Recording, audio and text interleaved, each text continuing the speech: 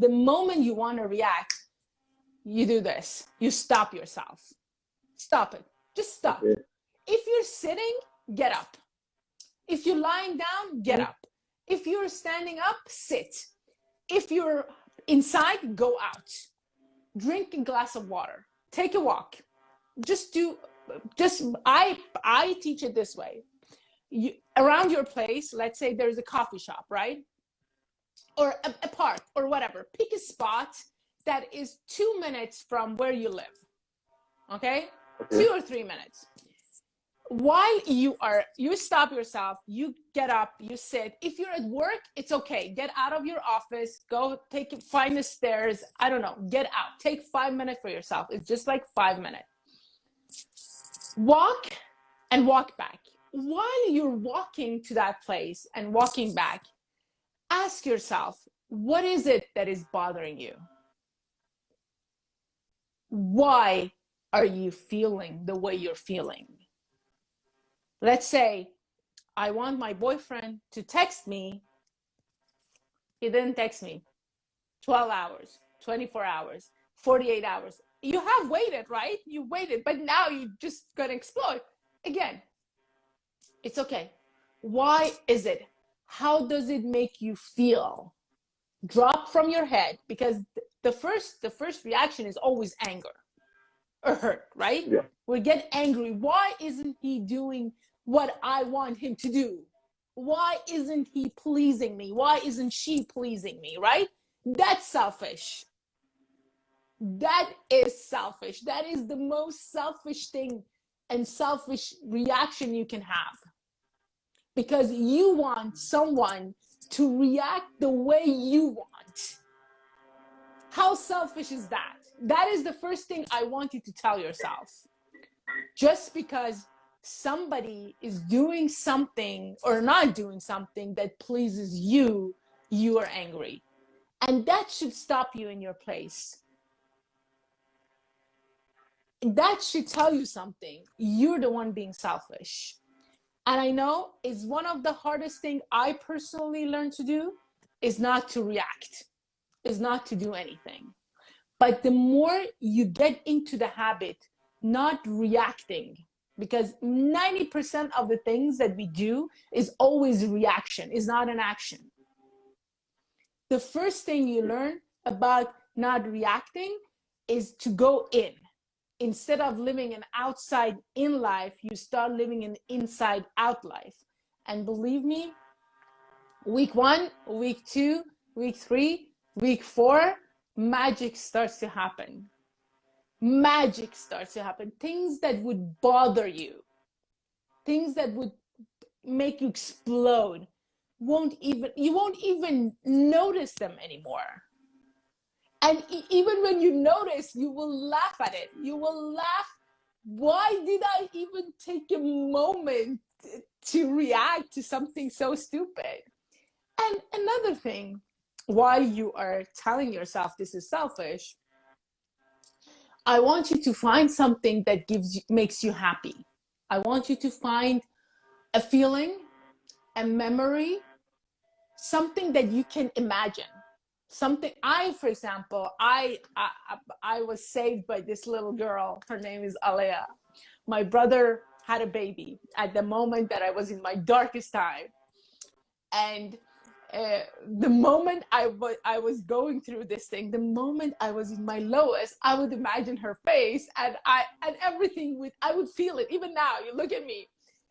You find something that you can see in your head and you can feel in your body, and cut that emotion, because the moment you cut that emotional cord, is done. It's like a program. It's exactly, again, your brain is like a program. You can delete it, you can install a new program, you can update that program, and that is one of the best things you can do. That is the first step.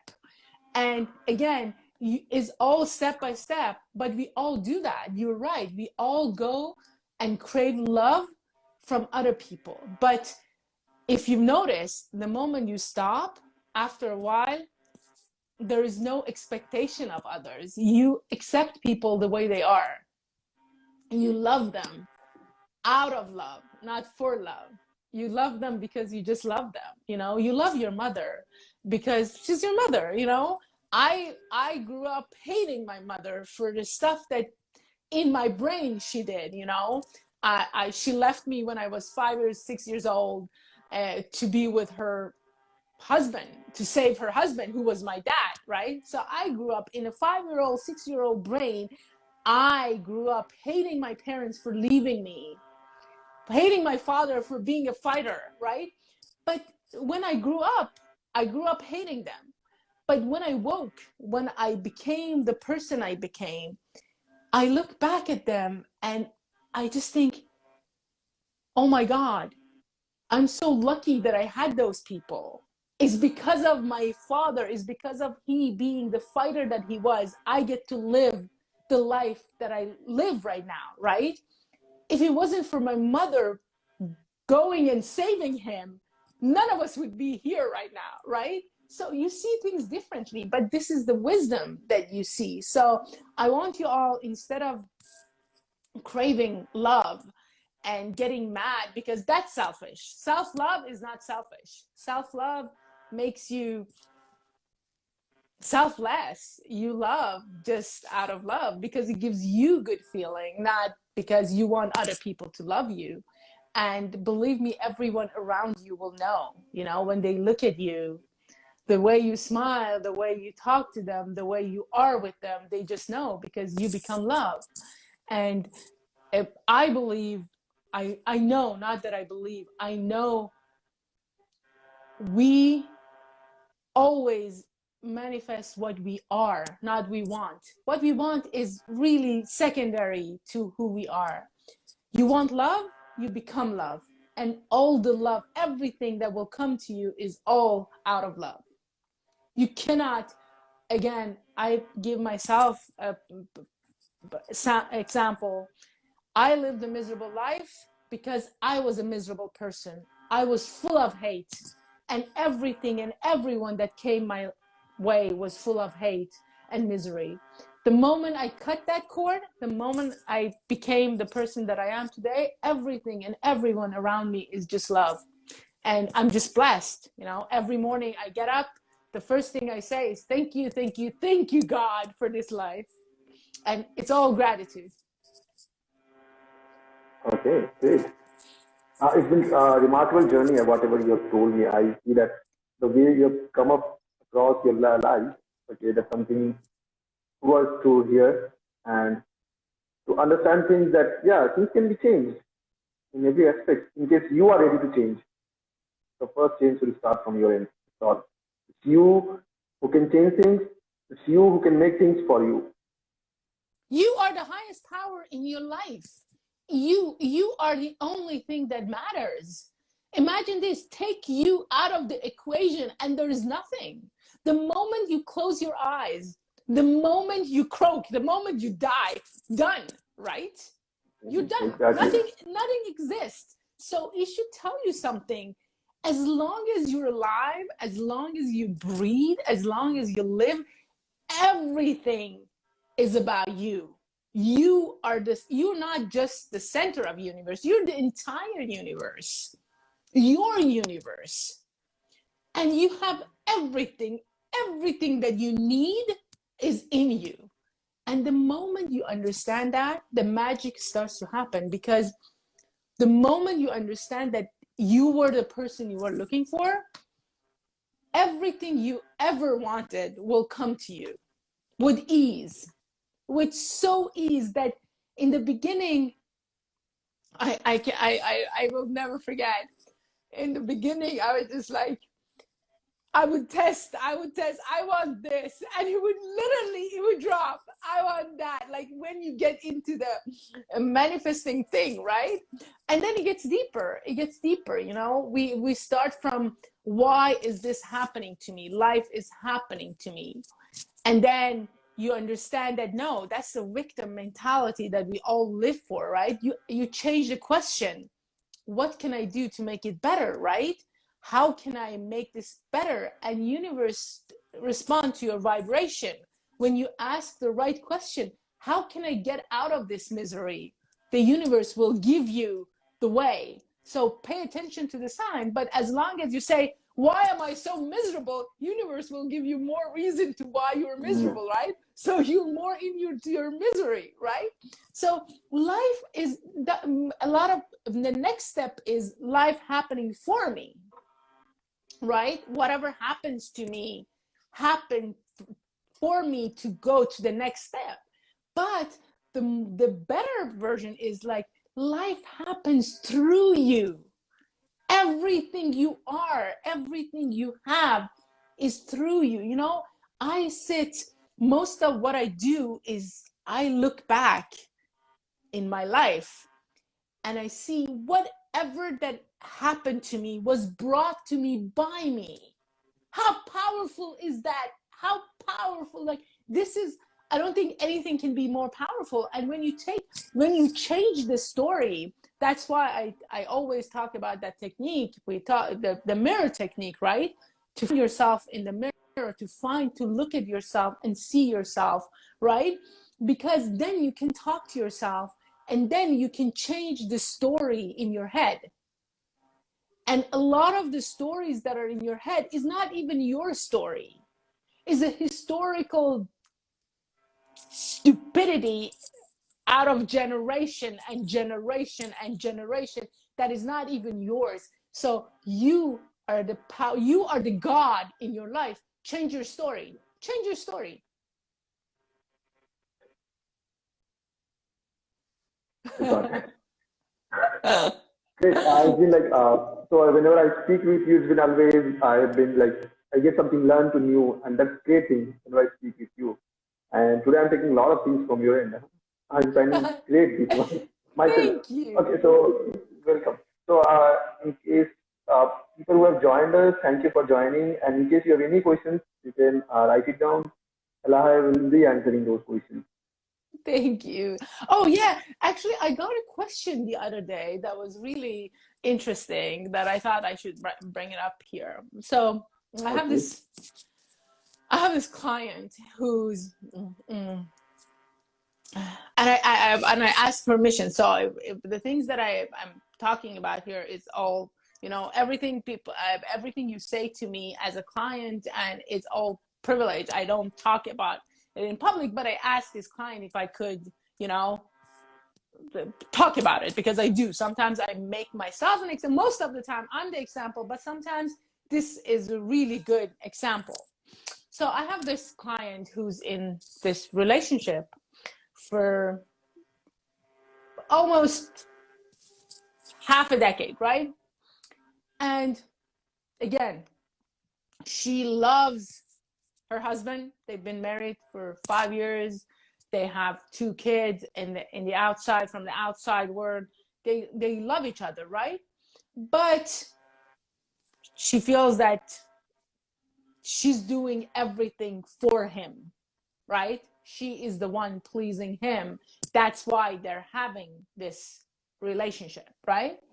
And when we write everything on paper, I noticed that most of the things that she thinks that she's doing for him is not actually for him, it's for her, right? So, and it's really, you know, I want you all to know that I am all about writing it down. Whatever I do, I want to create something, I write it down. I want to observe myself, I write it. Write down everything you feel.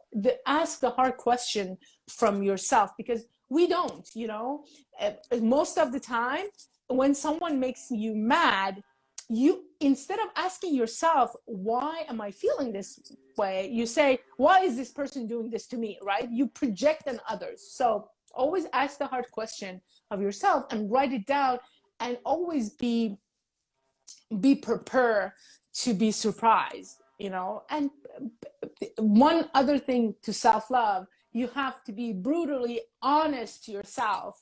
You have to be willing to sit with those feelings that it happens to me a lot of times, that I go like, oh my God, how selfish have you been? How mean have you been? How cruel have you been? How manipulative have you been, right? And it's not a nice thing, you know. It's not a nice feeling to feel.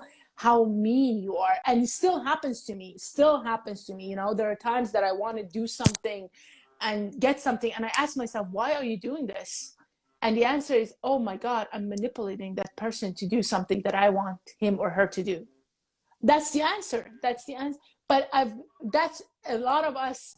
This client of mine, she didn't want to know that she's manipulating her husband, and she's doing all those things for herself and not for him. And there was no love. She didn't love him. Neither did he. Not the way they want. They weren't in love.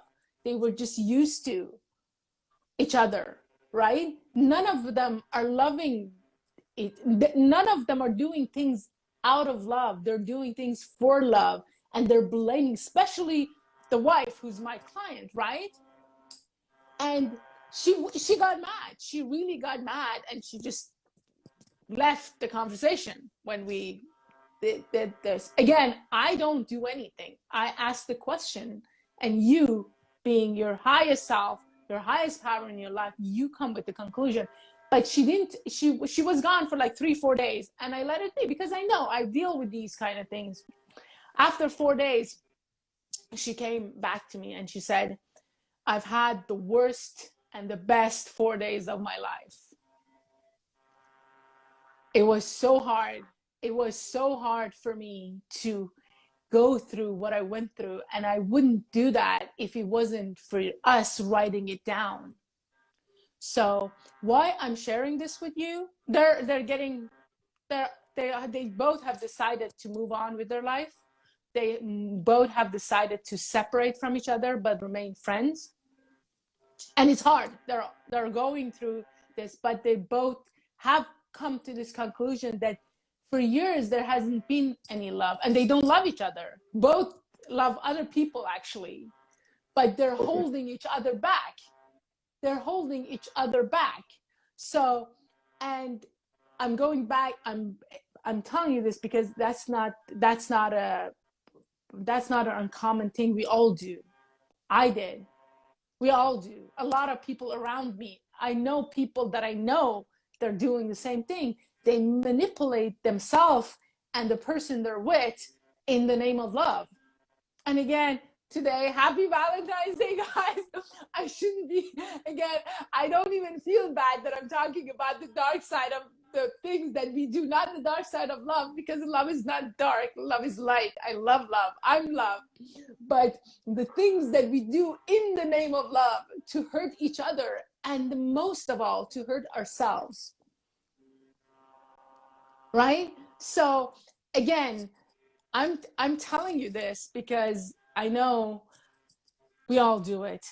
And the only way to stop is to understand, to see. And the only way you can see is to be brutally honest with yourself and listen to your feelings. If your feelings, there is no such thing as positive or negative feelings. You cannot want one thing and push it away at the same time. Listen to me. You cannot want one thing and push it away at the same time. That's what we do with love. We want love, but we push it away at the same time. That won't happen. You will never get the love that you want until you stop and you ask yourself, why? Why do I want love? Why? You're welcome. Exactly. Because being in a, I can say that when two people love each other, they are in a relationship, I can say that that's where the difference, self-love and selfish and whom we are loving, that makes more impact in your life, because we don't know the difference between all these three things. Like, should I love myself? Should I love him? Or am I doing the right thing? Or am I being selfish to me by following that? And that makes heart filled with something else rather than being love. And then you follow steps which are not good or fruitful for your relationship, to your life also. And that makes a relationship very toxic, which will give your life insights that you should move out, okay, or I should just continue it with let's move with the flow, and that's how the life goes then, and then you ruin yourself. You know, the thing is, the relationship with self-love is a relationship you have with you. Is, again, there are like two people involved. It's your head and your heart involved, right? But the thing is, when you're in a relationship with another person, right, you are dealing with actually four, because it's you and you, is that person and that person, right?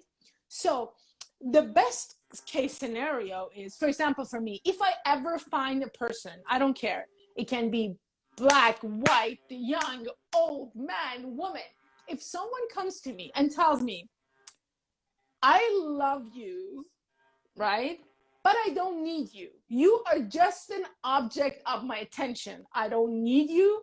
I'm happy the way I am. You don't need to do anything. My happiness is mine. I love myself, but I want you to be on my joyride with me. I would say, where have you been all my life? Right? Because I would feel, as a person, as someone who understands, there is, when I tell you that you are just an object of my attention, I love myself. I don't need you to love me.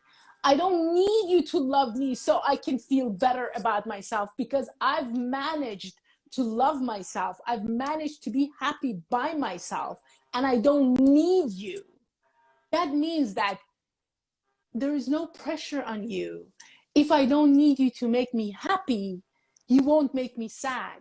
You won't make me mad. Yes, there are problems. Yes, and I will not go into that, because again, I believe in happily ever after. I believe in fairy tale, and I think if two people by themselves are happy and content, they can have a fairy tale relationship, and you can have it all. It's all up to you, right? But most of us, we don't like it. Especially, again, I go into women because I'm a woman, but I look at women around me, they were like, what he does doesn't make me happy, or he makes me happy, or he did that, he made me angry. No. Hey, why are you putting it on him? Why are you putting it on her? She cannot. If you're not happy with yourself, no one can make you happy, and then love won't matter. So the first step of loving yourself is to becoming happy by yourself, with yourself. And that's it. You have to get into the habit of being with yourself, by yourself, without anyone else. And that's the hard part, that most of us don't want to sit with ourselves. Most of us get bored. I don't even get, how do you get bored with yourself? We have to always have a TV on, a friends on, a family, this or that. No, sit with yourself, get to know yourself. Love yourself the way you want to be loved, basically. Okay. Yeah, actually, spending time with yourself has given me a lot of things, a lot of insights about me only. And that's only the reason of what you asked me in the first meeting, that's why how I changed. And that's something which made me, okay, when I came to know about me, through me. Okay, I try to get answers from lot many people, my friends, my best friends, my colleagues, but none of them were able to, but I will say most of them were not able to give me any answers which was making me satisfied. I was like, somehow one of my friends gave me one answer, two answers. My best friend guided me that you should know yourself from your end itself only. Ask yourself those questions. And then I started to write. When I started to write, things helped me a lot. I came to know, yeah, how things are actually, and what are the things I want, basically. Not, and I was looking things outside of me, and in the world, like from my friends, from being colleagues, from people I know. But things changed completely when it's all that I don't care. I receive it. I don't care. I should be happy with me. And now things are falling into place where I feel better than all those years which I was going through. And I'm like really happy. It's been like 1.5 months has been a different change for me, and it has brought a very different life in me. A very different life. Things have been roller coasters in the same point of time, but it has not made me down the way it was doing before 2020 or in 2020. I will say that that is something a remarkable change for me, and I really take it from your end only, like some things which you told. Be with yourself. Okay, I started to be with myself now. I don't need anyone. I don't need anyone to be with me. In case there are people, I'm great, but I love to spend time with myself at this point of time. Now things are great. Okay, a very important question. Okay, I feel that how do you know that you don't love yourself? How do I Well, know? you don't. The thing is, you don't. You know, I believe that a lot of us don't because we don't ask. We don't even. It doesn't even like I, for example. I always talked about self-love. But I was wrong. I was going wrong about it. You know, unconditional. Like I was like, this is unconditional love. I love this person unconditionally. That's why I let this person walk all over me and be the most. You know, when I go back and I look at myself, I was so unloving to myself in the name of love. So even a lot of us that were like, I look at myself and I see, okay, I was very self-conscious about love, self-love, all those things. I was preaching about it, I was talking about it, but I wasn't living it. So I didn't know. I really didn't know. Sometimes I ask myself, what was I thinking? Why didn't it for me, it happened in a moment. And I never forget that moment. There is a picture, I think it's in my profile, one of the last ones maybe. There's a picture that I have my cell phone on my hand. I remember I was in prep. I was really tired. I just finished my workout. I came into the locker room and I never took selfie. Never until that point. Never. I was just like, I look at myself in the mirror. I was just like, okay, let's take a selfie, right? So I took, and for a moment I saw something. I saw this for a moment. It just happened, and I'm so lucky that it happened to me because I think in that moment, my body and my brain was so tired. There was no defenses, and I could see me. For the first time after a decade, I saw another possibility for me. So you ask, how do we know? We don't. Most of us don't. And even the ones that do, 90%, they try to justify it by putting it on others. I'm unloving to myself because I love my parents. I'm keeping myself hostage because I don't want my girlfriend to die if I leave her. That is when you don't, and I say, oh, I love myself, but I love that person too. If I leave her, I'll destroy her, right? So you don't know. But again, this is something, and it's so, when you get into the habit of knowing, it becomes so obvious to you and people around you, you know? Sometimes I feel like I stay away. I always say, I love you all from far, far away. Why? Because when I'm among people, I can see. They cannot see. And it really hurts me because I want to slap that out of their head. I want to tell them, but it's not my job. It's not anybody else's job to tell you you're unkind to yourself. What I've chosen to do is to live my life the way other people can see it's possible to live. You know, I try to show them, but you can see all around you. Pay attention. From now on, pay attention to people around you, and you'll see, all of you, pay attention. First, pay attention to yourself. Make it about yourself. Focus on yourself. And when you get to that point that you know yourself so good, and it's not something, let me tell you something, self-love is not something that you do it once and it's always there. No, it's every single moment of every single day. It's a repetition. It's a circular process, but it gets better and better and better and more enjoyable. And you know, I used to do this meditation look him up. His name is Joe Dispenza, Dr. Joe Dispenza. He's a neurologist, became meditator. And that book, that his meditation method and his book changed my life, got me to the point that I'm here today. One thing that he told me in the beginning, he was telling, is that when we start to meditate, we always, when we get to this point that we're in the lack. We want something. But when you get to know yourself, when you sit with yourself enough, when you love yourself enough, there's nothing that you want. You don't need anything. You don't want anything. And that is, you can see the pleasure in my face. That is a beautiful place to be. At that point 2 years ago, is exactly 2 years ago today. That's so funny.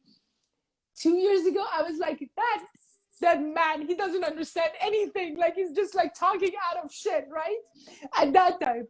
But today I'm sitting in front of you with this joy that I can't even contain, right? You cannot fake it. You cannot contain it.